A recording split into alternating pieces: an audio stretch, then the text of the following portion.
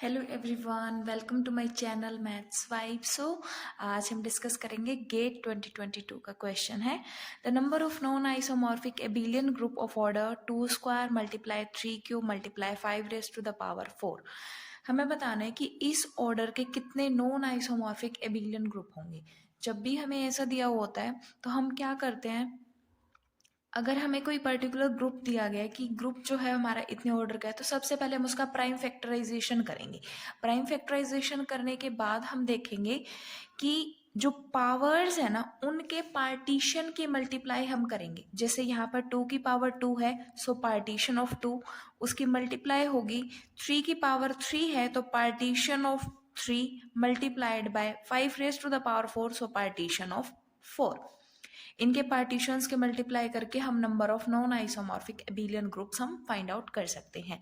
So partition of 2 होता है 2, partition of 3 होता है, पार्टीशन ऑफ 4 इज 5, तो इनके मल्टीप्लाई करके 30। So number of non isomorphic group और non isomorphic abelian group of order this is 30। और जो नेक्स्ट क्वेश्चन हम डिस्कस कर रहे हैं, द नंबर ऑफ सब group of a cyclic group of order 12। हमें एक 12 ऑर्डर का साइक्लिक ग्रुप दिया गया है, उसमें हमें बताना है कि कितने सब ग्रुप्स पॉसिबल होंगे। ऑर्डर 12 का साइक्लिक है, सो हम Z12 कंसिडर कर लेते हैं। Z12 कंसिडर किया, सो Z12 में क्या होगा, जो भी इसके डिवाइजर्स होंगे 12 के, लाइक 1 2 3 4 6 एंड 12, उतने ही 5n एलिमेंट्स होते हैं जिनका ऑर्डर 1 2 3 4 6 या 12 होता है। मतलब number of elements of order k is equals to 5k। ठीक है, where k divides n, k हमारा n को डिवाइड कर रहा है, दैट इज n की वैल्यू क्या है, k डिवाइड्स 12, तो 5 के एलिमेंट्स होंगे। अब जितना साइक्लिक ग्रुप है, तो इसके जो सब ग्रुप्स होंगे ना, वो हमारे हर उस ऑर्डर के होंगे जो जो हमारे n के डिवाइजर्स होंगे। ठीक है, सो नंबर ऑफ सब groups of order k find out करना होता है। नंबर ऑफ सब ग्रुप्स ऑफ ऑर्डर k क्या होता है, number of elements of order k divided by number divided by 5 of k। अब नंबर ऑफ साइक्लिक सब ग्रुप, अब ग्रुप जब हमारा साइक्लिक है, सो उसके सब ग्रुप्स भी हमारे साइक्लिक होंगे। सो k ऑर्डर के साइक्लिक सब ग्रुप्स के इक्वल हो जाएंगे number of elements of order k। अब Z12 में number of elements of order k भी तो 5k के इक्वल है, सो 5k divided by 5k that is 1। मतलब जितने डिवाइजर्स होंगे उतने ही हमारे सब ग्रुप्स एग्जिस्ट करेंगे।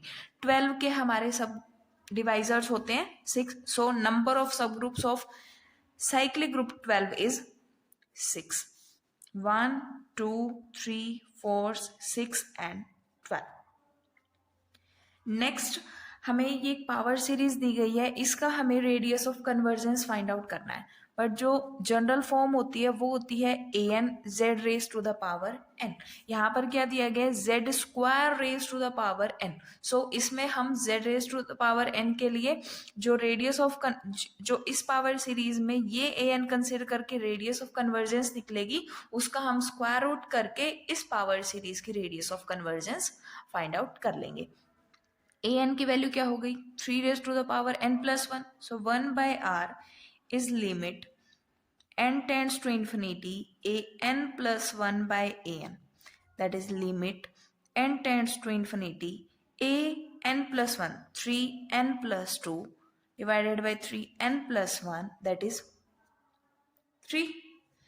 सो r की वैल्यू कितनी होगी, 1/3। ये तब है, हम इसको ट्रांसफॉर्म कर लेते हैं, हम कंसिडर कर लेते हैं z स्क्वायर को t कंसिडर कर लेते हैं, तो ये जो पावर सीरीज है वो हमारी कन्वर्ट होगी 3 raise to the power n plus 1 t raise to the power n, इसमें कन्वर्ट होगी। ये हमारी रेडियस ऑफ कन्वर्जेंस आई है इस पावर सीरीज के लिए, बट हमें z raise to the power 2n के लिए निकालनी है, सो इसका स्क्वायर रूट हो जाएगा। सो रेडियस ऑफ कन्वर्जेंस क्या हो जाएगी, 1/√3। इसकी वैल्यू अप्रोक्स 0.57 होती है अप्रोक्स। Thank you.